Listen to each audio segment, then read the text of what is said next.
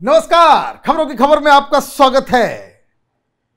तिहारी chief minister अब तिहारी नहीं रहा, वो जेल से बाहर आया है।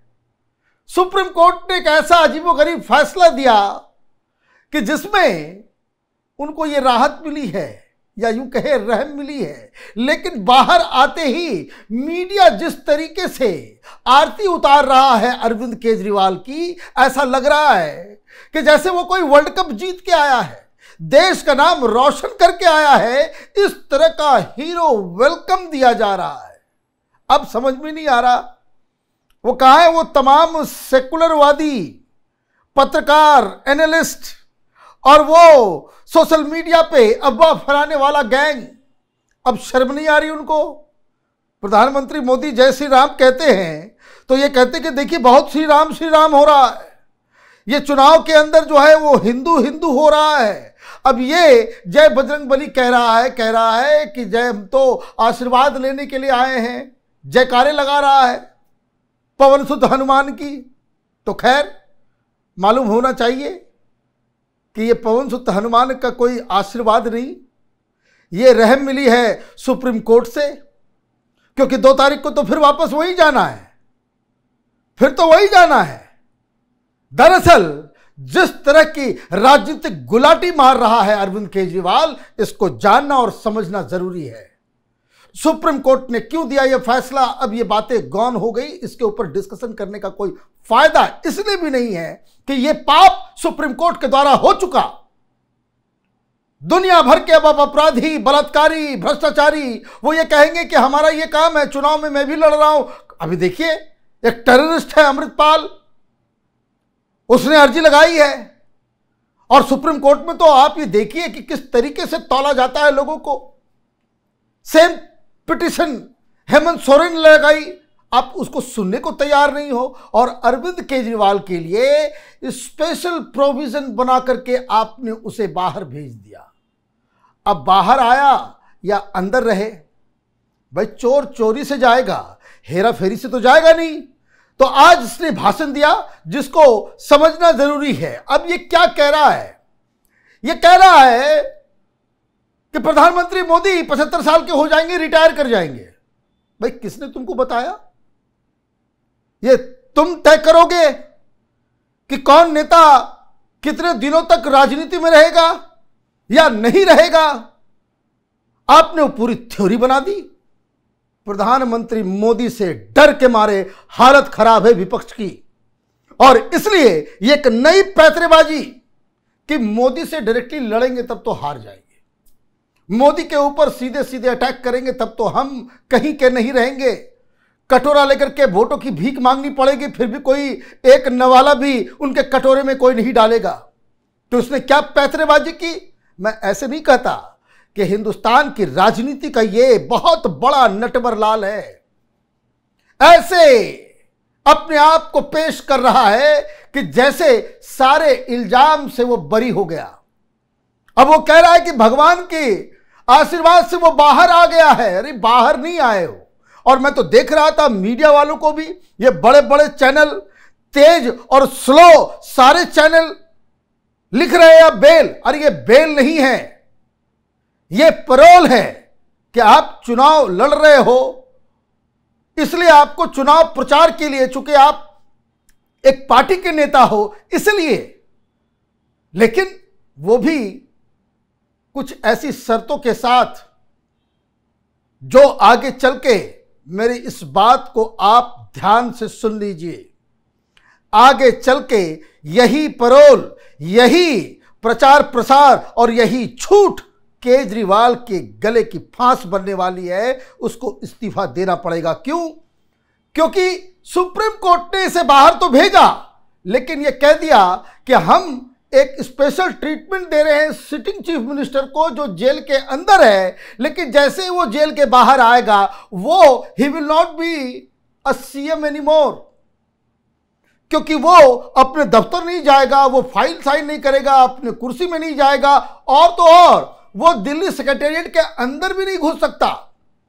लेकिन इसके बावजूद कुछ लोग सवाल उठा रहे हैं और बहुत ही वैलिड सवाल उठा रहे हैं।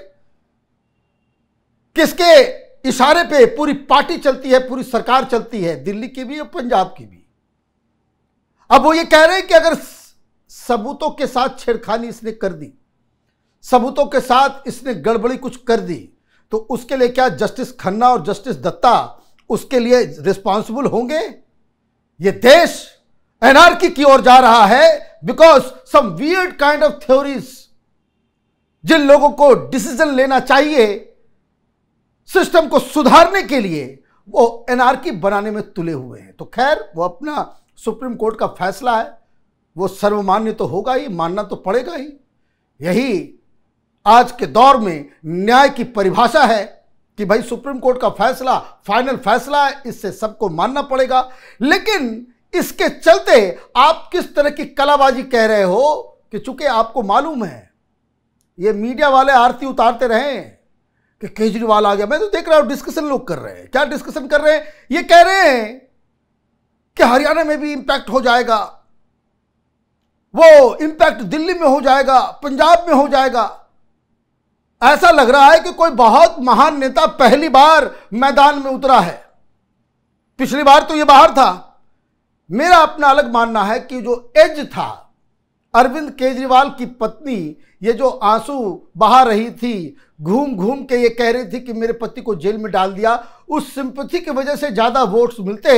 लेकिन अब जिस तरीके से इसने सीधे सीधे प्रधानमंत्री के ऊपर हमला किया कि वो रिटायर हो जाएंगे। अच्छा, आपको प्रधानमंत्री ने फोन करके कहा कि हेलो केजरीवाल, मैं रिटायर होने वाला हूं, और वो कह रहा है कि मेरी बात मानिए। केजरीवाल ने क्या कहा? मेरा यकीन कीजिए। भाई, आपके ऊपर कोई यकीन नहीं कर सकता। जो आदमी अपने बच्चों की झूठी कसम खाता हो, उसके ऊपर यकीन करने वाले भी वो उसी कैटेगरी के लोग होते हैं। तो खैर, आपने कहा कि प्रधानमंत्री मोदी अपने लिए नहीं, अमित शाह जी को प्रधानमंत्री बनाने के लिए वोट मांग रहे हैं। और आम आदमी पार्टी के ये पेड वर्कर्स नीचे तड़ीपार तड़ीपार तड़ीपार जो है वो नारा लगा रहे थे। ये किस तरह का राजनीतिक डिस्कोर्स है, इसके ऊपर कोई मीडिया नहीं बोलेगा, इसके ऊपर कोई मीडिया नहीं बोलेगा। और प्रधानमंत्री के मुंह से कुछ निकल जाए, देखिए केस चल रहा है कि प्रधानमंत्री मोदी इस तरह से कर रहे। ये चंदन टीका लगा के बजरंगबली के जयकारे लगवाए तो ये ठीक? तो ये मैं इसलिए बता रहा हूं कि ये सब माल का कमाल है। ये बिकी हुई मीडिया, ये मत समझिए कि कोई कहता कि गोदी मीडिया तो ये मीडिया वो, ये सब बकवास है। माल देखते ही सबके रंग जो है वो ओरिजिनल में आ जाते हैं। ये दिल्ली सरकार और पंजाब सरकार के एडवर्टीजमेंट पर चलने वाले टेलीविजन चैनल इस तरीके से प्रोजेक्ट कर रहे हैं। तो खैर, फाइनल एनालिसिस क्या है? फाइनल एनालिसिस ये है कि केजरीवाल बाहर तो आया लेकिन मोदी से डरा हुआ है, पहली चीज। दूसरी चीज कि ये जो अरविंद केजरीवाल को एक लार्जर देन लाइफ पिक्चर बना करके पेश कर रहे हैं, इसका दिल्ली में कोई फर्क नहीं पड़ने वाला। और पंजाब के अंदर अभी तो खेल शुरू हुआ है, क्योंकि ये प्रचार के लिए पंजाब जाएगा, कांग्रेस पार्टी और आम आदमी पार्टी में गुत्थम गुत्थी शुरू हो जाएगी। दुनिया में कोई ये मानने को तैयार नहीं है कि यहां इंडी गठबंधन है ही नहीं कहीं, और आप इंडी गठबंधन की सरकार बनाने की बात कर रहे हो। बाहर जितने ये जो एंटी मोदी गैंग है वो भी इस बात को नहीं मान रहा।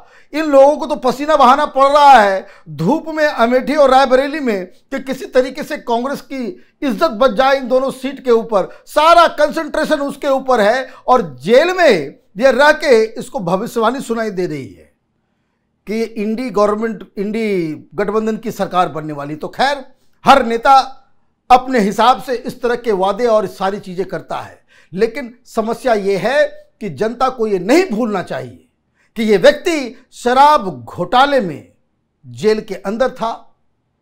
जज के एक फैसले की वजह से कुछ दिनों के लिए बाहर आया है, फिर वापस इसका ठिकाना तिहाड़ होने वाला है। 2 तारीख को इसी जजमेंट, इसी बजरंग बली की अनुकंपा से 2 तारीख को सरेंडर करने के लिए कहा गया है और यह भी कहा गया है कि आप बाहर आकर के एक सस्पेंडेड चीफ मिनिस्टर के रोल में रहेंगे।